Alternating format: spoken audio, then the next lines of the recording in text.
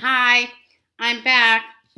I will be. I will. Hi, I'm back. I will be reading the Bible using the Bible reading plan using the Bible reading plan from the Daily Audio Bible app, and I will be reading for January 16, 2021.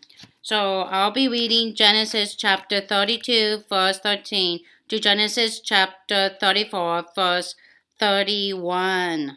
Verse 31. Okay, Genesis chapter 32.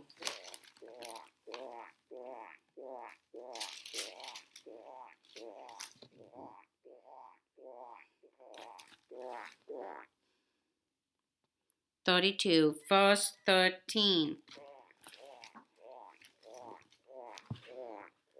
Verse 13 to chapter 34, verse 31. He spent the night there, and from what he had with him, he selected a gift for his brother Esau, 200 female goats and 20 male goats, 200 ewes and 20 rams, 30 female camels with the young, 40 cows and 10 bulls, and 20 female donkeys and 10 male donkeys. He put them in the care of his servants, each herd by itself, and said to his servants, "Go ahead of me and keep some space between the herds." He instructed the one in the lead. "When my brother Esau meets you and asks, 'Who do you belong to, and where are you going, and who owns all these animals in front of you?' then you are to say, 'They belong to your servant Jacob. They are a gift sent to my lord Esau, and he is coming behind us.'" He also instructed the second, the third, and all the others who followed the herds. "You are to say the same thing to Esau when you meet him, and be sure to say, 'Your servant Jacob is coming behind us, for we thought I will pacify him with these gifts. I am sending on ahead later when I see him. Perhaps he will receive me.'" So Jacob's gifts went on ahead of him, but he himself spent the night in the camp.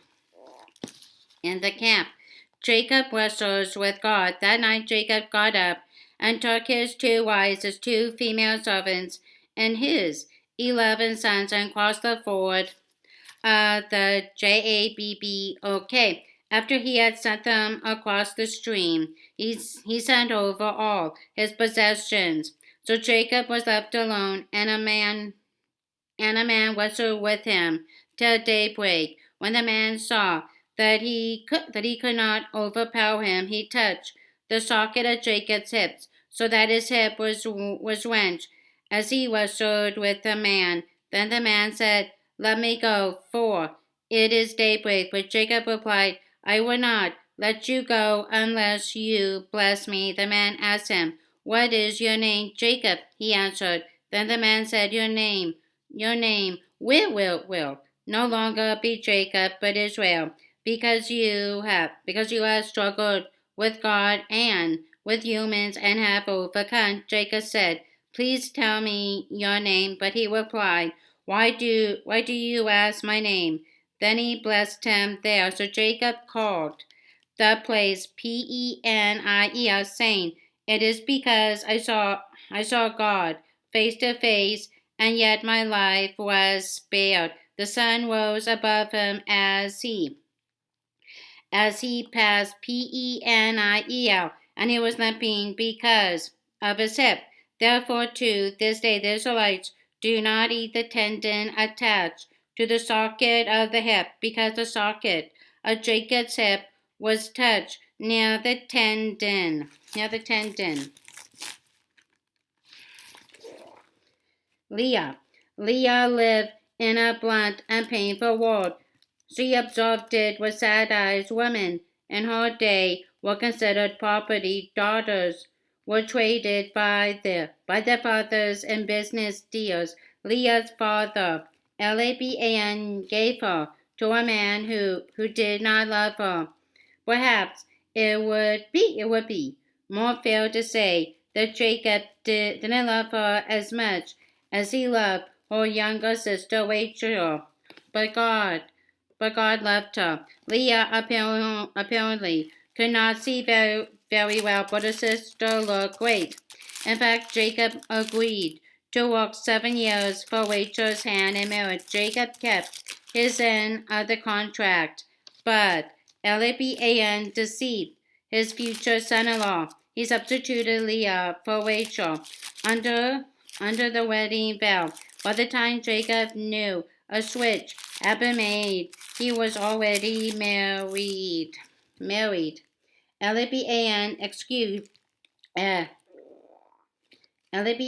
excused his deception by citing a local custom that a younger daughter could not marry ahead of an older one after a brief confrontation. Laban agreed to give Rachel to Jacob in exchange for another 7 years of work. And although Leah was not his first choice, Jacob accepted her as his wife. Leah revealed how she felt toward Jacob in the name she gave their first son Reuben. The name expressed her desire to be noticed by her husband. Because Leah and Rachel competed for Jacob's attention, there was constant friction in the family. They measured their worth against each other by their ability to bear children. Leah was winning the fertility contest handily. When Rachel died bearing her second child, Benjamin, Leah's victory carried little satisfaction. The scriptures mention no more children born to Jacob. Ironically, the greatest honor Jacob finally gave Leah was to bury her with his parents and grandparents in the cave at Machpelah, Genesis chapter 49, verse 31. When we fail to live at peace with the important people in our lives, we leave behind a tragic story. Although God loved Leah, we are not told of her response to him. Her inability to appreciate God's love also made her unable to love others. When we struggle to love others, we can be helped by reflecting on the fact that God loves us. If God's love doesn't free us, we need to think again. Strengths and accomplishments. Both Jacob's 6 sons and 1 daughter collaborated with Jacob and Rachel to outwit Laban Potiphar's ruthless manipulation. She is honored as one of the mothers of Israel. Ruth chapter 4 verse 11. Weaknesses and mistakes. Envied her sister Rachel over Jacob's love. Competed with Rachel for Jacob's attention and respect. Lessons from her life. Even wrong motives can't entirely cover the truth. Leah gave God specific credit in the birth of 5 of her sons.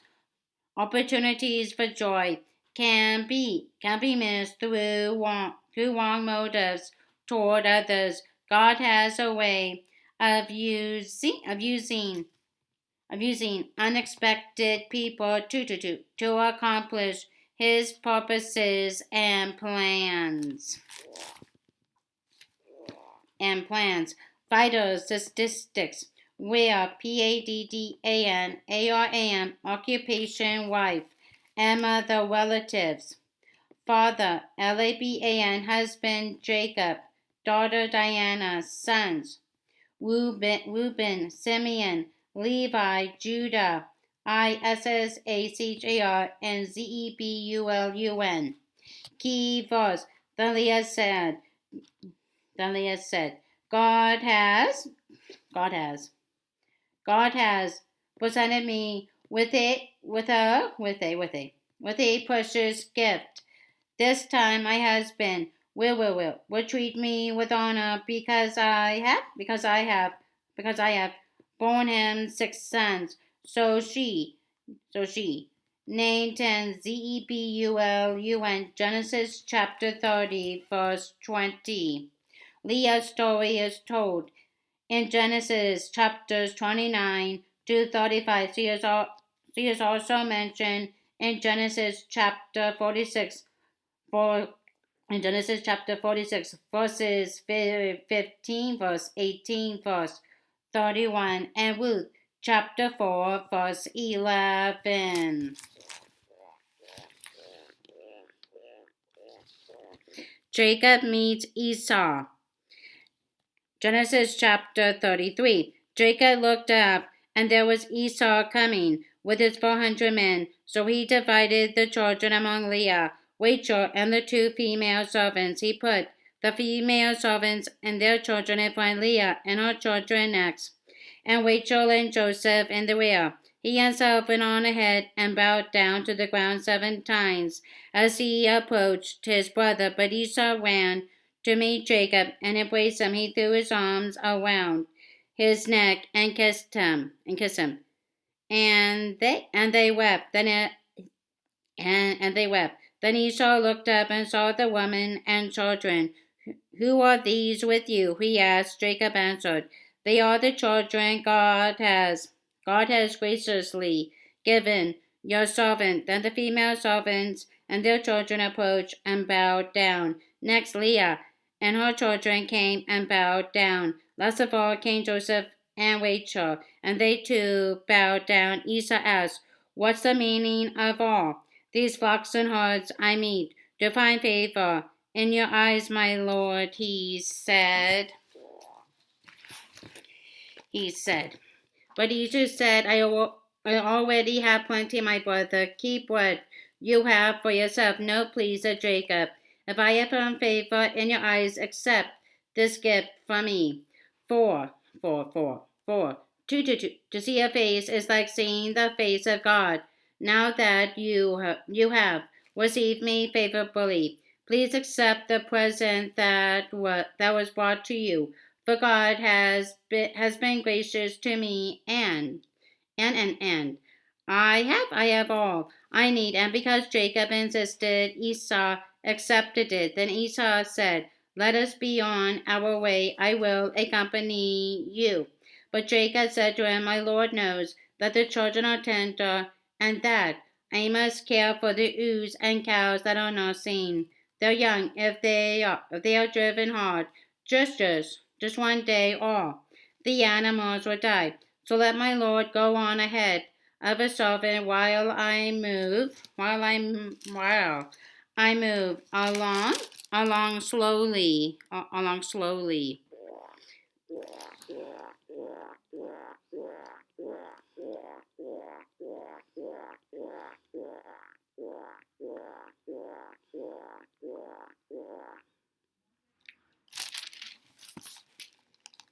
While I move along slowly, at the pace of the flocks and herds before me, and the pace of the children, until I come to my Lord. In Seir, Esau said, Then let me leave some of my men with you. But why do that? Jacob asked. Just let me find favor in the eyes of my Lord. So that day Esau started on his way back to Seir. Jacob, however, went to Sukkoth, where he built a place for himself and made shelters for his livestock. That is why the place is called Sukkoth.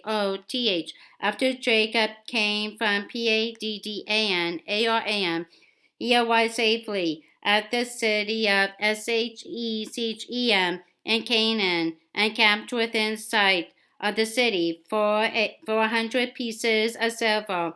He bought from the sons of Ham the father of Shechem, the plot of ground, where he pitched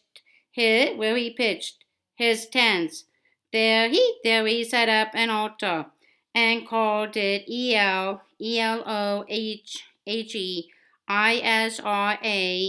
Elohesrael.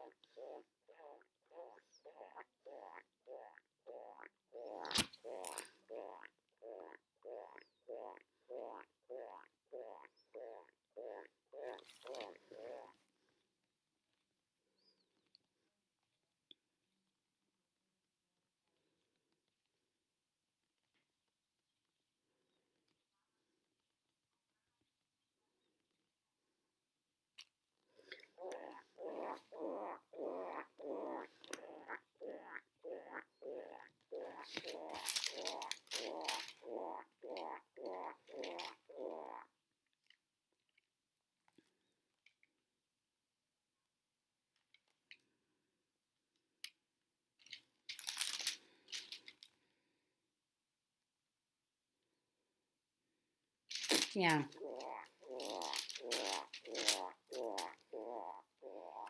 Dinah.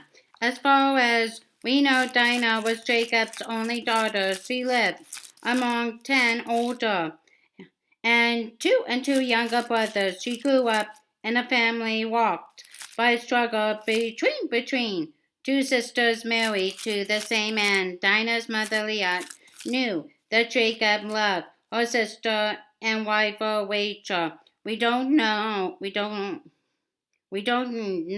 how the bitterness and jealousy between these women affected the only good child in the family. By the time Dinah was a teenager, her family was living in Shechem, a town north of Bethel and Jerusalem in the Promised Land. Apparently, no one really paid much attention to Dinah until she went out for a walk in town one day. She was noticed and raped by Shechem, the son of the ruler of the city. Violated and shamed, Dinah found herself in the center of a family crisis. Shechem asked his father to arrange a marriage with Dinah.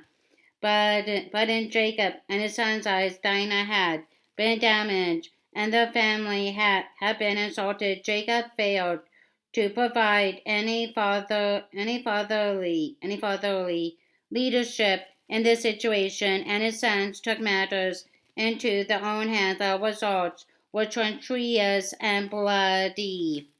In all of this, the victim was overlooked. Dinah was neither comforted nor consoled no. Dinah was neither comforted nor consulted. Instead she was treated with almost as much disrespect by her by her by her family as she was by Shechem. By handing her over to Shechem, they used Dinah as bait in a trap that led to the murder of all the men in the village. Dinah's brothers profited from the massacre of Shechem. Jacob was angry at his sons for their actions, but did nothing. Meanwhile, Dinah slipped back into oblivion. Her story reminds us of the tragedies that occur when family members are careless with each other. Someone ends up someone ends up paying a high price. You probably know someone who can identify closely with Dinah. Perhaps you have experienced that same ANONYMITY as a victim who was unnoticed or forgotten. Remember, several glimmers of hope, even when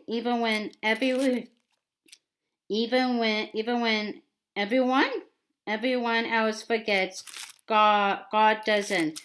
When no one seems to notice, God sees. When no one seems to care, God cares.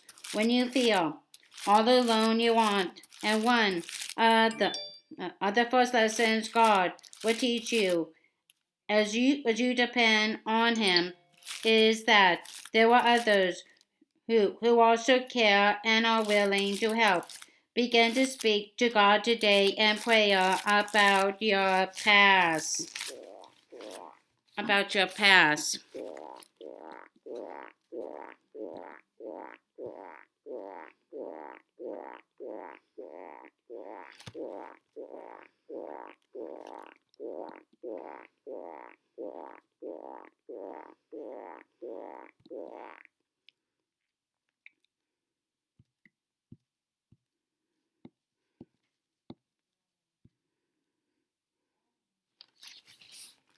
About your past strengths and accomplishment. Jacob's only daughter, lessons from her life. Thoughtless avengers often hurt the original victims a second time. Family members can be trampled in the rush for family honor. Vital statistics where PADDANARAM relatives, parents Jacob and Leah, 12 brothers, Aunt Rachel, grandparents Isaac and Rebecca, LABAN, Uncle Ezra, key verse. Sometime later she gave birth to a daughter, and named her Dinah. Genesis chapter 30, verse 21. Dinah's story is told in Genesis 34. Her birth is mentioned in Genesis chapter 30, verse 21. She is last mentioned in Genesis chapter 46, verse 15. Verse 15. Dinah and the Shechemites.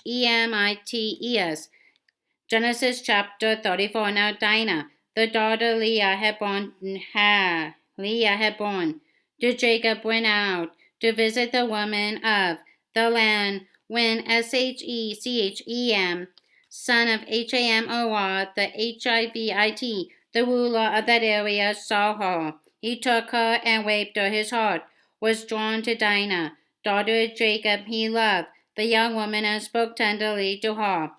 And Shechem said to his father Hamor, get me this girl as my wife. And Jacob heard that his daughter Dinah had been defiled. His sons were in the fields with his livestock. So he did nothing about it until they came home. Then Shechem, Potiphar's father Hamor, went out to talk with Jacob. Meanwhile, Jacob's sons had come in from the fields as soon as they heard what had happened. They were shocked and furious because Shechem had done an outrageous thing in Israel by sleeping with Jacob's daughter, a thing that should not be done. But Hamor said to them, my son Shechem has his heart set on your daughter. Please give her to him as his wife and to marry with us. Give us your daughters and take our daughters for yourselves. You can settle among us. The land is open to you. Live in it, trade in it, and acquire property in it. Then Shechem said to Dinah's father and brothers, let me find favor in your eyes, and I will give you whatever you ask. Make the price for the bride, and the price I am to bring as great as you like, and I will pay whatever you ask me. Only give me the young woman as my wife, because the sister Dinah had been defiled. Jacob's sons replied deceitfully as they spoke to Shecgm and his father Hamor. They said to them, "We can't do such a thing. We can't give our sister to a man who is not circumcised. That would be a disgrace to us. We will enter into an agreement with you on one condition only, that you become like us by circumcising all your males. Then we will give you our daughters and take your daughters for ourselves. We will settle among you and become one people with you. But if you will not agree to be circumcised, we would take our sister and go. Their proposal seemed good to Hamor and his son Shecgm, the young man who was the most honored of all his father's family. Lost no time in doing what they said, because he was delighted with Jacob's daughter. So Hamor and his son Shecgm went to the gate of their city to speak to the men of the city. "These men are friendly toward us," they said. Let them live in our land and trade in it. The land has plenty of room for them. We can marry their daughters and they can marry ours. But the men will agree to live with us as one people only on the condition that our males be circumcised as they themselves are. Won't their livestock, their property, and all the other animals become ours? So let us agree to the terms, and they will settle among us." All the men who went out of the city gate agreed with Hamor and his son Shecgm, and every male in the city was circumcised. 3 days later, while all of them were still in pain, two of Jacob's sons, Simeon and Levi, Dinah's brothers, took their swords and attacked the unsuspecting city, killing every male. They put Hamor and his son Shecgm to the sword and took Dinah from Shecgm and put his house and left. The sons of Jacob came upon the dead bodies and looted the city where the sister had been defiled. They seized their flocks and herds and donkeys and everything else of theirs in the city and out in the fields. They carried all off, all their wealth and all their women and children, taking as plunder everything in the houses. Then Jacob said to Simeon and Levi, "You have brought trouble on me by making me obnoxious to the Canaanites and Perizzites, the people living in this land. We are few in number, and if they join forces against me and attack me, I and my household will be destroyed." But they replied, "Should he have treated our sister like a prostitute?"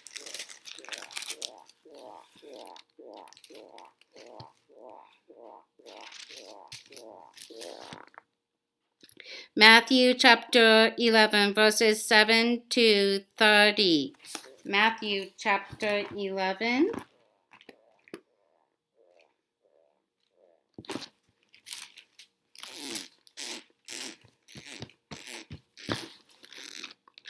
Matthew chapter 11, verses 7 to 30. As John's disciples were leaving, Jesus began to speak to the crowd about John. What did you go out into the wilderness to see? A reed swayed by the wind? If not, what did you go out to see? A man dressed in fine clothes? No, those who wear fine clothes are in kings' palaces. Then what did you go out to see? A prophet? Yes, I tell you, and more than a prophet. This is the one about whom it is written. It is written, I will send my messenger ahead of you, who will prepare your way before you. Truly I tell you, among those born of woman, there has not risen anyone greater than John the Baptist. Yet, whoever is least in the kingdom of heaven is greater than he. From the days of John the Baptist until now, the kingdom of heaven has been subjected to violence, and violent people have been waiting it. For all the prophets and the Lord prophesied until until John. And if you are willing to accept it, he is the Elijah who was to come. Whoever has ears, let them hear. To what can I compare this generation? They are like children sitting in the marketplaces and calling out to others. We played the pipe for you, and you did not dance. We sang a dirge, and you did not mourn. But John came, neither eating nor drinking, and they say he has a demon. The Son of Man came eating and drinking, and they say he is a glutton and a drunkard, a friend of tax collectors and sinners. But wisdom is proved right by her deeds. By your deeds. Jesus promises rest for the soul. Then Jesus began to denounce the towns in which most of his miracles had been performed because they did not repent. Woe to you, Chorazin! Woe to you, Bethsaida! For if the miracles that were performed in you had been performed in Tyre and Sidon, they would have repented long ago in sackcloth and ashes. But I tell you, it will be more bearable for Tyre and Sidon on the day of judgment than for you. And you, Capernaum, will you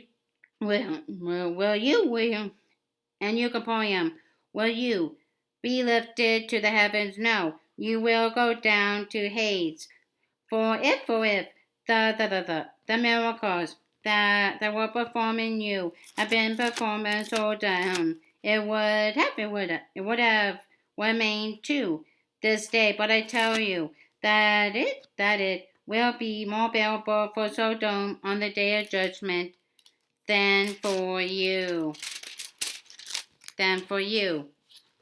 At that time Jesus said, I praise you, Father, Lord of heaven and earth, because you have hidden these things from the wise and learned and revealed them to little children. Yes, Father, for this is what you were pleased to do. All things have been committed to me by my Father. No one knows the Son except the Father. No one knows the Father except the Son, and those to whom the Son chooses to reveal him. Come to me, all you who are weary and burdened, and I will give you rest. Take my yoke upon you and learn from me, for I am gentle and humble in heart, and you will find rest for your souls. For my yoke is easy and my burden is light. Psalm chapter 14, verses 1 to 7. Psalm chapter 14.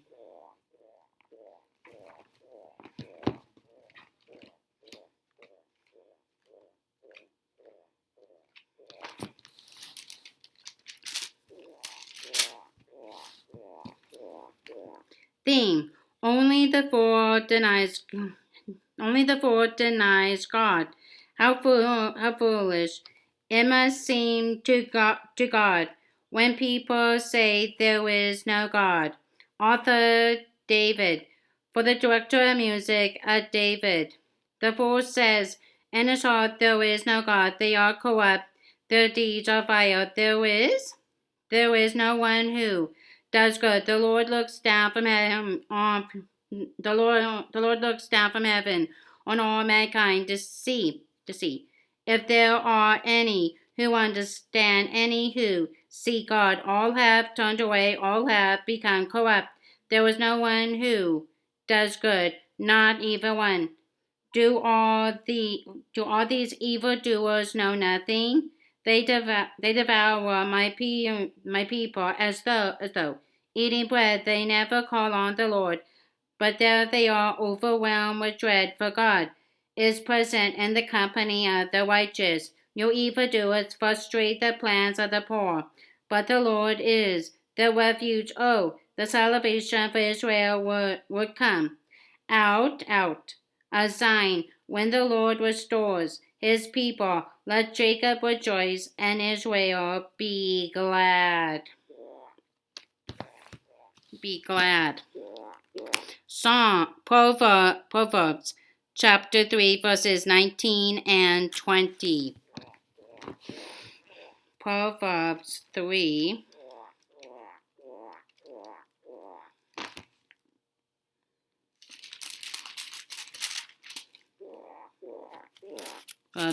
verses 19 and 20.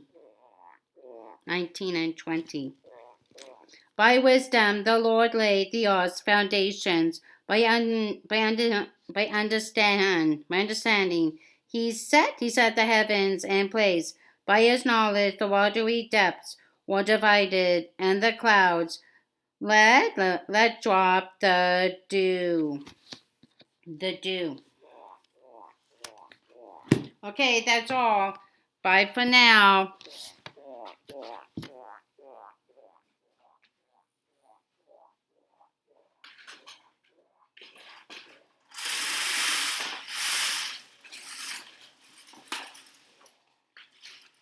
Yeah, that's better. Bye for now.